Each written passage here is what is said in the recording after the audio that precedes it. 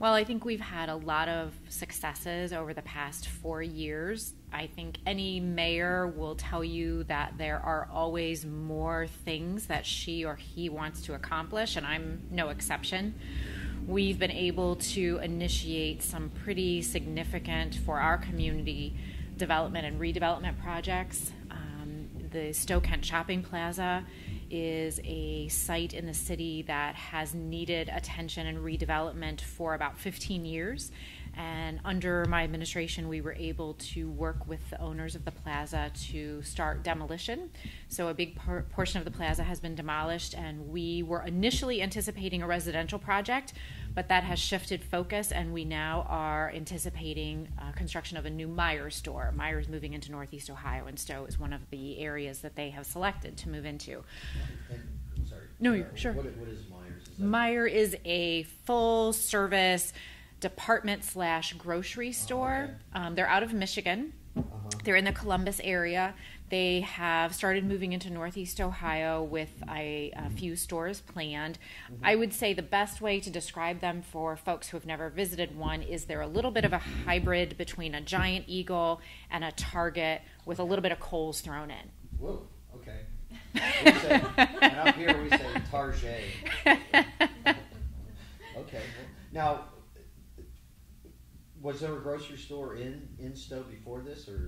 Oh, yes. We have Acme. Uh-huh. We have 2 Giant Eagles. Oh, okay. So we certainly have our share of grocery stores. But just this plaza had been vacant for, portions of the plaza have been vacant for many years. It had originally had an anchor store of a Stambaugh's, which was a locally owned chain of hardware stores. Mm-hmm. It also has a freestanding Macy's store in the plaza, as well as some other stores in the strip part of the plaza.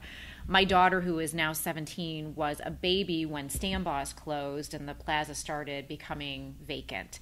And so it's been a long-standing need in our community, sort of one of those areas that unites everyone in the city around the fact that, boy, we wish something could happen. No matter what else people disagree on, everyone was in agreement about this. So we're very proud of that.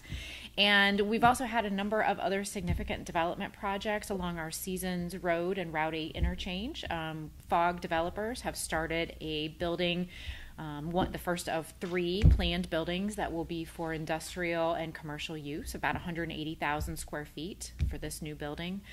The Ron Marhofer auto dealership has undergone a significant redevelopment and expansion. Mm-hmm. It's been about a $6 million project for them, so significant investment in our community.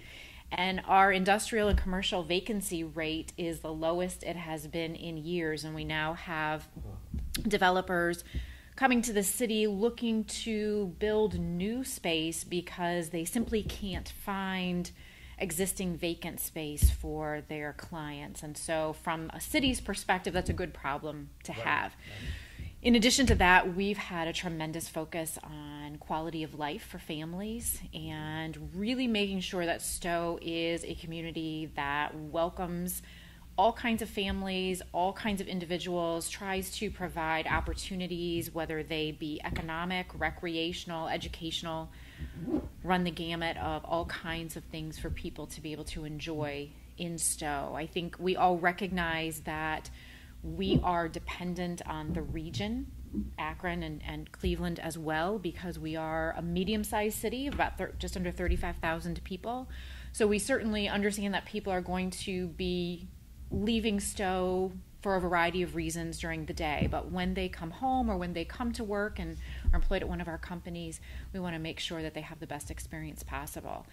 We've had the good fortune to be able to start some initiatives that have really resonated with a number of groups in our community. We started a commission on disabilities when I became mayor. I believe very strongly that all of us at some point in time, whether it's a disability issue related to something that we're born with or something acquired through age or injury, we all need to be cognizant of the fact that public policy, access to public spaces, programs that are accessible in every sense of the word are going to be important for all of us and or our families at some point in time. We also have continued the work of the prior administration on focusing for senior citizens. Mayor Fritschel, my predecessor, was instrumental in opening a senior citizens center in the city of Stowe, and we've continued to expand the programming and enhance that facility. So certainly we take great pride in being able to offer programs and services to our ever-growing senior citizen population.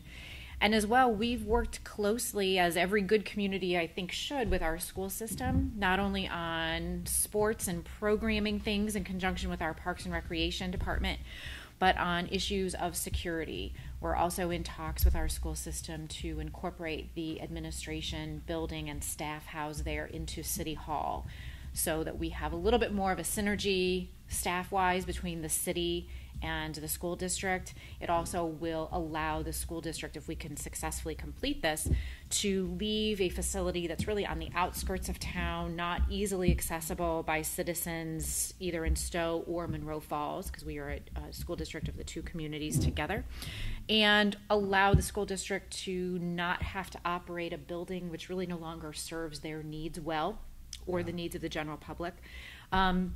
So we've really been able to focus on a lot of things to benefit a wide range of our citizenry. And I think for a successful community, that's so important, especially in an age of lots of discussion of where are new jobs and new workers coming from. How are we going to make sure our local economies are robust? I think if we don't have a community that is truly welcoming and open and a place people want to be, not only is it a failure of ours in a community sense, but it can lead to a community that is not as successful economically. And certainly I don't want that for Stowe or the region that we're in. I see from your candidate data sheet that you grew up in Medina. I did. So what was it about Stowe that attracted you, or your family, if it was your parents? Sure. My family is still in Medina. My dad has passed away, but my mom is still there, and my extended family are mostly in Medina. I'm very proud to be from Medina County. It's a place that everyone should love to be from, and I am no exception. There's a lot of similarities, though, between Stowe and Medina. And at first blush, it might not seem that way because Medina has a lovely downtown district, the historic square. And one of the things that we often discuss in Stowe is that we don't have that downtown gathering place in the same way other communities in the Western Reserve, like Medina or Hudson, have. However, Medina and Stowe were predominantly rural communities, very small towns surrounded by a greater rural area, who have both experienced really explosive growth from the late 70s, early 80s into today. And I would argue that Medina and the surrounding area have struggled a bit with good urban planning at times and how to manage that explosive growth. And Stowe has been no exception. And I often note that it's interesting, my family has been in Medina forever. So in Medina, I'm kind of one of the old timers, people who've been there forever.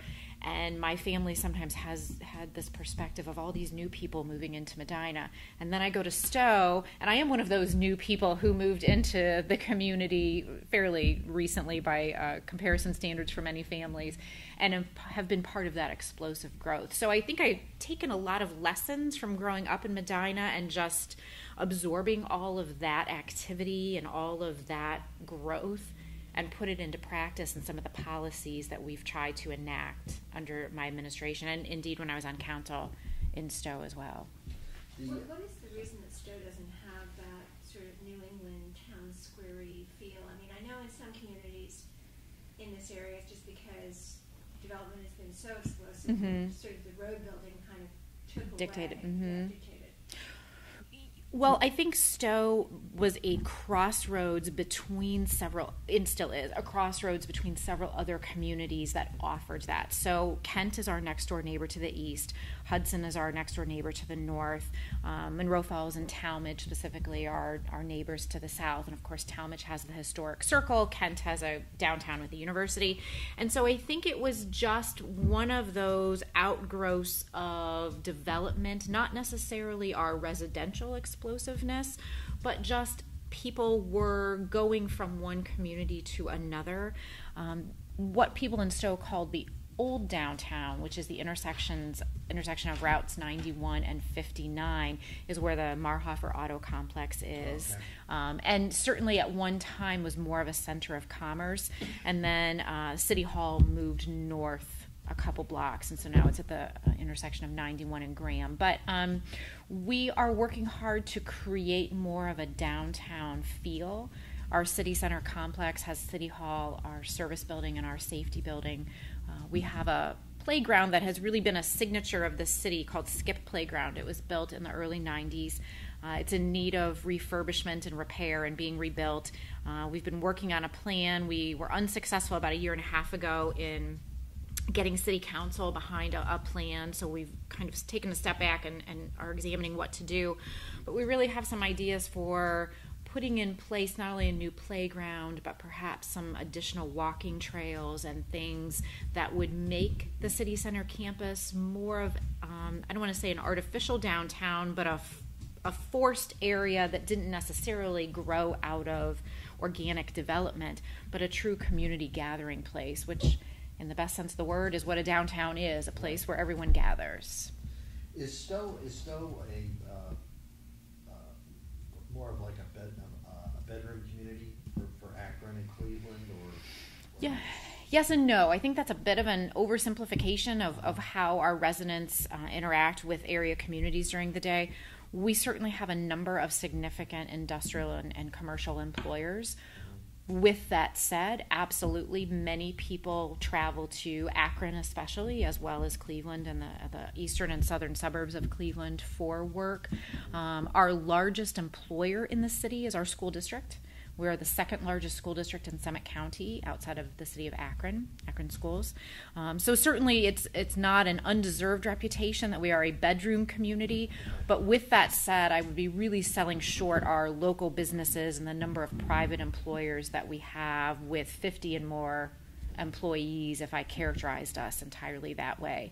The northeast portion, especially of the city along Route 8, is commercial and industrial, very heavily weighted towards commerce and jobs and employment opportunities, and the area of town closer to the city center site and then the northeast part of town and heading towards Kent is pretty much all residential with retail mixed in. You mentioned stormwater issues. Yes. And I think every single mayor that and mayoral candidate we've had come in has mentioned stormwater Yes. issues, whether in Cloud County or Summit County. But it seems to be a big theme in Summit County. Sure. And we've heard from some communities, we're up on the hill, and others are, we have a lot of people at the bottom of the hill, and that there have been efforts to create kind of a regional response within Summit County. What I'm kind of getting the impression of is that the efforts to create a Summit County-wide approach have not attracted all communities to that process. Some communities have already formed their own utilities. Correct. But that, it's still an issue for everybody. So where does Stowe fit in that picture? Sure. What's your perspective? Sure, excellent question. And yes, I would agree. There's not an elected official in any capacity in a municipal government that isn't cognizant and aware of the challenges stormwater faces in Northeast Ohio. After the floods of 2003 and 4, Stowe was one of the communities that started its own stormwater utility fee. So we really have been, in Summit County anyhow, a leader in that respect. We have a $3 a month stormwater fee on everyone's utility bill, water bill, to contribute to that fund. The floods of May 12, 2014, which was a horrible day in Stowe and some other communities, really again emphasize that while we have made tremendous progress in our infrastructure and our capital projects, in large part due to that specified fee, which allowed us to raise funds that were specifically dedicated to that issue, we have so much more to do. And it's a little bit like that children's book, If You Give a Mouse a Cookie, It Leads to Something Else. I mean, stormwater is honestly like that. For every problem that you address, it leads you to another thing that you've uncovered that needs to be done. Stowe has been historically, and I'm no exception, very concerned that if we create a county-wide stormwater district, that is a great idea, and it needs to be done. And we want to ensure that the funds that we raise, the funds that we have raised, are able to benefit our residents who have paid that. I think that one of the better ideas that I've been involved with, along with several other communities, is instead of necessarily a county-wide initiative, a regional initiative that includes some communities from Portage County. There's a group of us who are involved in a collaboration of service directors and mayors and some of the representative communities, and we've been doing this since 2012, are Stowe, Hudson, Talmadge, Twinsburg, Streetsboro, Kent, Ravenna. So you can see it's kind of that eastern part of Summit County, northeastern part of Summit County, and the western part of Portage County. We have talked pretty extensively in that group about some collaborations on stormwater and what makes sense for us to do some mapping and work on perhaps how we might do best together. Just looking at geography, Barberton and Stowe are both in Summit County, but it's much harder to make the connection stormwater-wise from Stowe to Barberton.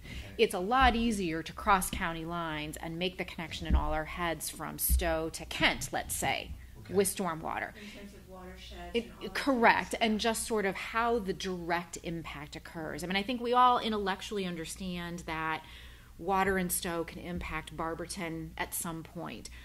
But when you get into conversations with your immediate neighbors, which in our case would be places like Hudson and Kent and Talmadge and things like that, it's much easier from a public policy perspective to say, here are some things we need to do, and here's why we might need to ask the taxpayers if they're willing to contribute towards those efforts. It just instinctively is more meaningful, I think, and has a more direct connection for all of us.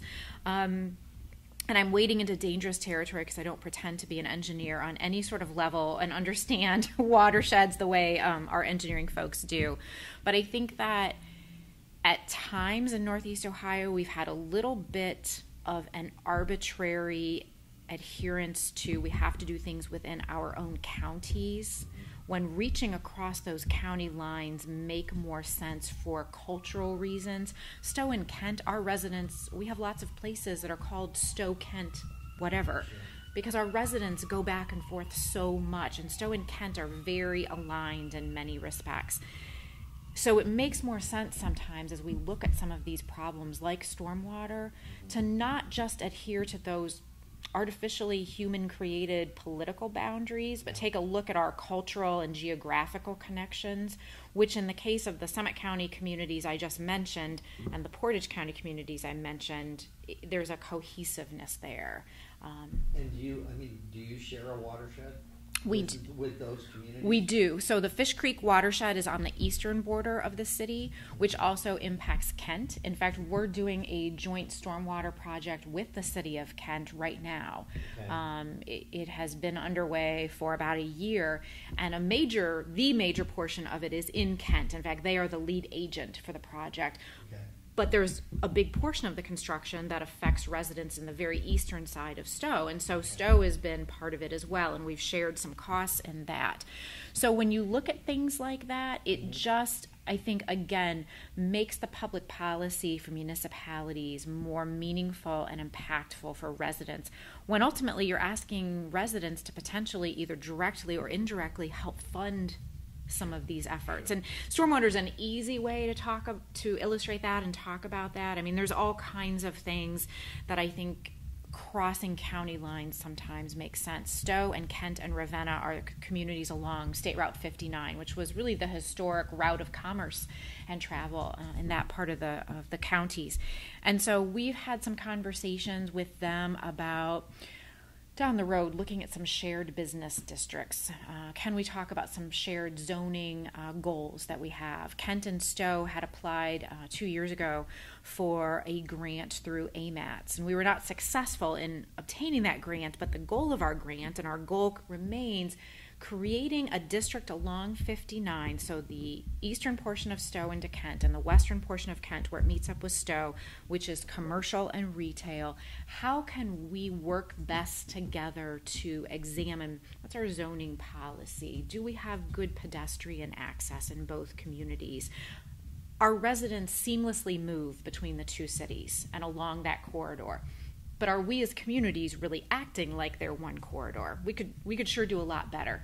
So Stowe just has some natural relationships with Kent and with Ravenna, and we've worked very closely with them. And I know I'm digressing a bit from your original question. I'm sorry.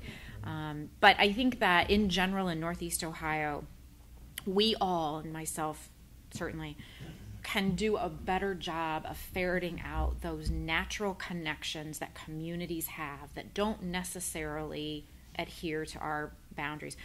Twinsburg and Solon would be another good example. Summit County and Cuyahoga County, but those two communities are very linked with each other. So the Northeast Ohio Regional Sewer District does not impact Stowe. We are not. Right. Yeah, we are not part of that. I think it does go into Hudson. Yeah. Correct. Okay. So it's close. Yes. And they've come up with their own approach, which Yes. Was finally kind of validated by the Right. Ohio Just recently, a month ago or so, maybe. Yes. Where it's really a fee for everybody who has impervious surfaces, from homeowners to parking lot owners to Correct. The big box stores. Which is how we do our stormwater utility fee. It's a flat fee on residential property owners, and then for commercial properties, it is based on a formula that factors in their square footage, essentially, of impervious in their case, surfaces. they actually use aerial surveys to calculate the impervious surfaces of residential areas also. Right. But the other interesting thing is that residential customers can reduce their fee through mitigation, but can't eliminate it. But commercial can completely eliminate their fee if they do enough remediation. And it's kind of interesting. one of the things that we have started, the administration and city council have started having very preliminary discussions about are those kinds of ideas. And I would anticipate in the next couple months, the administration and city council will be working more closely together to bring forth ideas. I think when it comes to stormwater, we're at a place in Stowe and in Northeast Ohio where we need to not be afraid to put ideas forward. And we need to be able to really kind of throw everything out there and say what might make sense. And I'm a big fan of some of those mitigation options. And I think if we don't address stormwater as a partnership between the public entity, in our case the municipality, the private property owners, and other public agencies that can impact us, so for example the county or a regional district, if we don't make a connection between those three stakeholders, we're really shortchanging ourselves, because no municipality can solve stormwater problems on their own. It just is impossible with the cost and the magnitude of the situation. No private property owner, whether they be residential or commercial, can address all their stormwater problems individually. And the regional larger entities like counties and regional storm districts also need the cooperation of the more individual and local entities and people. So we really need to figure out a way to incentivize and encourage everyone to see this as their problem, to have a little piece of solving. I'm curious how you got into politics. Oh. That was going to be my question. Oh. Go ahead. Yeah. Great minds think alike. Exactly. It looks like you worked for the state of Ohio for a while, and then that kind of led you to I did, yes. become active. My professional background is in counseling and social work. I have a master's. That was where I was going to start. Okay, yeah, I have a master's degree in counseling psychology, and I worked for, I went to graduate school in Colorado, so I worked right out of graduate school for a mental health agency that was a county provider in the Denver area. And then when I came back to Ohio, I worked for Community Support Services, which serves people in Summit County with severe and persistent psychiatric disabilities. Then I worked for the state of Ohio, and at the time, the agency I worked for was called the Bureau of Vocational Rehabilitation. It now has changed names, and it's called OOD, or Opportunities for Ohioans with Disabilities, which is a mouthful. But so I worked, yes, and so I worked with primarily individuals who had psychiatric disabilities there as well, doing job counseling, vocational placement and assessment, those sorts of things, because I've always had a strong interest in how work is a factor in people's recovery and maintaining their health. And then I had the opportunity to work for the Summit County Board of Developmental Disabilities, and I was an SSA, or a Service and Support Administrator. Had that job when I was elected to City Council, and in that position I worked with students and their families who were transitioning from school-based services to adult services. So really anywhere from about age 16 to 22 as they were preparing to and then leaving the school system. And again, there was a big component in that of helping people find the right employment setting, whether that was something independent in the community or something that required much more hands-on assistance and perhaps a setting that was somewhat based in a workshop or other kind of setting. And so it always seems, people often ask me that question, but to me, the skill set is the same. What I did on City Council and what I do now as mayor primarily is I help people solve problems. And when I was in counseling and social work, I was helping people and families solve problems. And so it's not really a stretch of a skill set. I think it's actually a natural extension. I think that there should be more people in public service who have a background like I do, because at the end of the day, our responsibility is to learn about people's stories and learn about what they need and what their hopes are for themselves and their families, and help figure out what are the barriers and what are the concerns that maybe are keeping them and their families from being able to achieve that. And so that could be good economic development policy. That could be good recreational opportunities. That could mean accessible infrastructure. All of those things are really about helping people and their families solve problems. Is the mayor's job a full-time job? It is a full-time job. I'm also the safety director and everything else. So I'm. So it looks like that means you ended your job with the Summit County. I did. When you became mayor. Correct. City Council was obviously part-time, but I've been full-time at the city since 2012. Okay. You became mayor at the end of 2012. 11. I was elected November of 2011 and took office in 2012. Okay. Mm-hmm. And what prompted you to run for mayor? Well, we have term limits in the city of Stowe, and the prior mayor, my predecessor, Mayor Fritchell, was facing term limits. I was serving on city council. She was very encouraging. I thought I had something to contribute. I thought it was an opportunity for me to do some of those things I just talked about, help solve problems and help make the community a great place, and expand on a lot of the successes that Mayor Fritchell and other mayors and councils had already started. So the opening was there, and I had her encouragement, which is very important, Sure. And so I decided to take advantage of the opportunity. Did you have people running against you? I did. When I ran in 2011, there were 4 people, so there was a primary in September because we're a nonpartisan community, and then myself and an opponent in the general election. And now, this time around, you have an opponent, but apparently he's not very visible on the campaign trail. I have never met Mr. Fleming. Okay. Have you had like a town hall meeting or any kind of forum where he would be expected to show up? Yes, there have been some candidates forums, Chamber of Commerce meetings, things like that. I've not had the opportunity to see him at those or meet him. Or if he was present, I didn't run into him or was not introduced to him. We asked in our post, for more information about him from people, and I just checked, and nobody has Right. to Right. offer. Guys struggle to find him. You struggled to find him? Yeah, he's on Vine, He's on Vine and he's got this I website. found a link.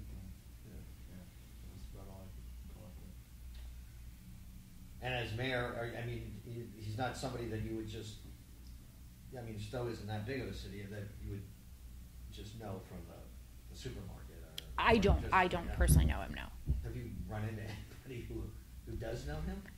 None of my friends or acquaintances have told me that they know him. Right. Well, it's just interesting, you know. But, well, he obviously went out and got a lot of signatures, so it's on the ballot. Correct.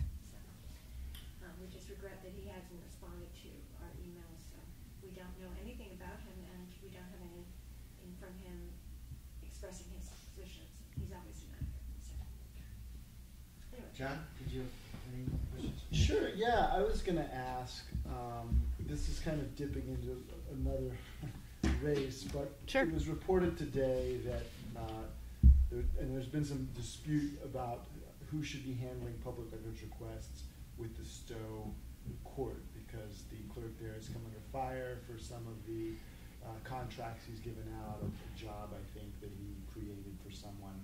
And so there's been some back and forth about is the city in control of the public records. He's tried to claim that his court should be controlling public records, and then it was reported in the Beacon Journal this morning that he ordered some emails deleted about 4 months ago. What's your position on that? I mean, does Stowe have a responsibility to maintain those public records, and what is the relationship between the court and the city hall, I guess? Well, I'm going to start with your second question first, if you don't mind. The city of Stowe is the host city for the Stowe Municipal Court, and so we are the host community for a court district that serves the 16 northern communities of Summit County. As a host city, we are both the legal and fiduciary agent for the court as an institution. Courts are unable to enter into contracts without another public agency, in our case, the host city, doing that for them. We also maintain benefits, do payroll, maintain the insurance, run purchases through our purchasing department. In essence, they are under the organization of the city of Stowe. Certainly the court is an independent entity, just as city council is independent of the mayor, et cetera, but they are under the umbrella organization of the city of Stowe. Because of that relationship, which is not unique in Ohio, that is the arrangement that host cities have with municipal court districts. Because of that arrangement, the city of Stowe, therefore, is legally and potentially financially responsible for things like compliance with public records requests. That is the extent of my concern with the issue and the extent of our law director's concern with the issue. All of the efforts that we have undertaken to ensure that the current clerk of court is complying with public records requests have been out of concern that our organization not be placed at undue risk because of the actions or inaction of anyone. It is also a deviation from what has happened in the past. Previously, the clerk of court office, along with the judges as a separately elected office but within the court structure, have utilized the City of Stowe law director and law department to handle public records requests that are large, perhaps have confidential information, involve personnel issues, not routine things. If you walked into the Stowe Municipal Court and went to the clerk of court office and said, I want to do a public records request on this particular court file, on this particular case, that, of course, is not something that we deal with. But in the past, it has always been the practice that if there was a public records issue regarding personnel or anything along those lines, it was handled by the law department. That is also the practice in Summit County of the Barberton Municipal Court District and the Akron Municipal Court District. It is not for me to say what the current clerk of court should or shouldn't do in his office as a elected official and as a manager, but it is absolutely completely my responsibility to protect the interests of the city of Stowe. And if I fail to do that, then I have failed in my duties and my responsibilities as the mayor. I have certainly heard the law director of the city of Stowe say very similar comments about her responsibilities. So I know that there is lots of discussion about the appropriate place for the clerk of court to handle or not handle public records requests, but I will say that the reason it has always been the practice that the law department handles these types of requests are to ensure compliance with Ohio law and to ensure that what is public is released and what is not a public record. So, for example, confidential attorney-client information, or if there was an employee's social security number or something like that, that those things are either redacted or removed from release. So that is the reason that there has been that conversation. Does the city share services with the court, like computer services, those sorts of things, or is that separate? The court has elected to have its own computer services in the form of a host or a server for their email. The city of Stowe owns the courthouse building because, again, courts do not own property, but municipalities, and in our case, as the host city, we can. So we certainly share service to the extent that if there's a problem with the building, it is our building maintenance division who will go out first and assess the situation often, things like that. The court has been great through the years in being very careful to do as much as they can on their own. I would say the court has done a great job of, they don't pick up the phone and call the city every time something needs done. They do their best with the staff on hand to manage it. But the reality is they don't have a building maintenance division. They don't have a parks division that can handle things with the grounds or anything like that. The city of Stowe also provides law enforcement for the court. So when you come into the court, you will find a law enforcement officer, and we have a police officer who has as his routine assignment the courthouse. You can't, and can you tell the clerk of courts, if you feel the city is at risk for non-compliance with public records law, can you tell the clerk to comply, or what's your relationship there? Well, obviously the clerk is an independently elected office, and so is able to conduct his office as he sees fit. Mm-hmm. The law director has made the policy abundantly clear, and the practice. There's been lots of discussion, but at the end of the day, it is entirely up to him to manage his office as he sees fit, and at the end of the day, it's up to the voters to determine if that's appropriate in their eyes or not. Even if it puts the city at risk?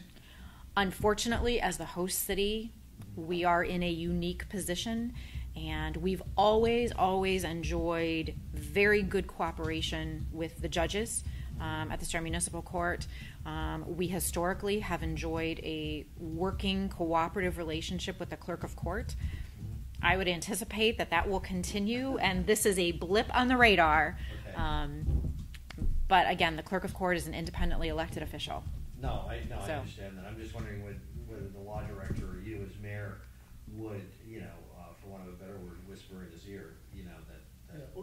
Or does, to make it clear, you guys don't have any enforcement power to say, or do you guys have access to the records? I mean, you guys go in and say, you guys need to release these records, or do they have to, or can he say, sorry, we're not going to do that? Because the court as an entity, and this covers both the judge's side and the clerk of court, because they elected to have their own email server, their own company that hosts that for them, we do not have access to that, which is not an issue. Right. At the same time, I am cognizant of the fact that the organization of the city of Stowe is, in this situation, potentially, and I want to emphasize potentially, at a loss or at a risk because of actions which we cannot control or force, because we do not have the authority to answer your question. And how long has that arrangement with the email servers been that way? Has that been a new thing, or has that been that way since you've been in office? No, it has been that way since the court moved to Stowe. The court used to be housed in Cuyahoga Falls. They were the host community, and then they moved to Stowe in 2008, but it officially at the beginning of 2009. Another question, a little more forward-facing, sure, if you will. I'm just looking at population. You talked about the explosive growth in Stowe over a long period of time. It looks like, just from the last two census that we've had, the population maybe growth has kind of leveled out. And, Absolutely. you know, the community maybe is maturing a little bit. Yes. How do you see, you know, some of the things the city does changing to react to that more maturing kind of, you know, less, you know, growing city? Sure. No, I think that's a perfectly appropriate question, because it's certainly the case. Residentially, we are about built out. There are a few more areas. In fact, we do have one large new housing development going in at the site of a former golf course that was sold last year. But overall, with the exception of perhaps a few hundred more single-family homes, we are about at our capacity with current zoning for residential structures. Our commercial areas, however, and industrial areas have opportunity for a lot of growth, especially our northernmost interchange off Route 8, which is Seasons Road. We have a tremendous amount of acreage still available for development, and it is being developed, which is all zoned industrial or commercial, so we won't have residential up in that area. As far as us being a maturing city, one of the best examples I can give you how our focus has had to change over the years is we had a tremendous number of housing developments built around the same time, mid-80s to mid-90s to late 90s. We had a lot of residential streets that were all laid and built at the same time or within a few years of each other. So now we have all of these residential streets who need attention all at the same time. And so that has been a challenge for us. Candidly, many of the streets that were put in those developments were concrete streets. They have perhaps not weathered Northeast Ohio's winters the way other streets have. So a lot of our road program in past years, including this year, has been reconstructing and rebuilding and paving over those developments where the concrete streets have started to deteriorate. I would say the older part of Stowe, which is the area I live in, was really started being built up right before and then, of course, right after World War II. My house was built in 1952, as was most of the area that I live in, kind of the 30s, 40s, 50s, early 60s. So we're replacing infrastructure that has been there for a long time. Water lines. We just did a huge water line improvement project in that area of town. Lining the sewers in cooperation with the county because they are aging. So in that part of town, we're facing infrastructure issues that you would find similar to older cities like Akron or Cleveland, that sort of thing. And I think another challenge that we have in Northeast Ohio is as communities are built out, people tend to continue moving further out. The development in Geauga County is in no small part because people are moving out of Cuyahoga County. So that's part of the reason that Stowe needs to continue to be the kind of place where people want to live. And so we need to ensure we have services and quality of life initiatives and things that make people want to stay, so they will continue to reinvest in our community, and not just with their business but also with their home. It's not going to help us if 25, 30 years from now we become the place where people have moved further out to. If you've been to Portage County lately, you'll see a tremendous number of residential developments in townships in Portage County that were 15 years ago just nothing but farmland. So long story short, it is a challenge. We certainly don't face some of the same problems that older cities near us, including like Cuyahoga Falls or Akron, have faced yet, but we're getting there. And I want to make sure that we do our utmost to keep people, make people stay, make people want to be in the city and recognize it for the outstanding community that is, and want to reinvest and want their kids to stay. And we have so many things to offer, and I would hate to think that in the future we don't recognize that and let that decline in any way.